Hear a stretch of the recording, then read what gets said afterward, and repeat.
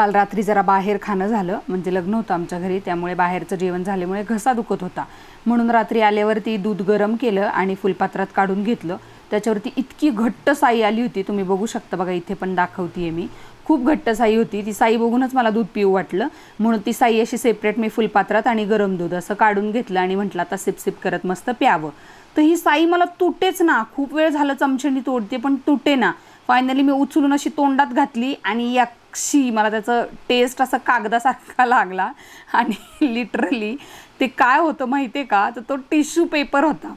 म्हणजे माझ्या घरात 2 लहान मुली आहेत आणि त्यांचा हा पराक्रम आहे की दुधाच्या पातेल्यामध्ये टिश्यू टाकलाय दोघींपैकी कुणीतरी एकीने, आणि कबूल मात्र कुणीच होईनाय. आणि मी साईच्या आशेने ते दूध घेऊन प्यायला बसले, तर इतकं घाण वाटलं मला. काय करायचं सांगा आता, काय शिक्षा द्यावी ह्या दोघींना मी, तुम्हीच सांगा मला.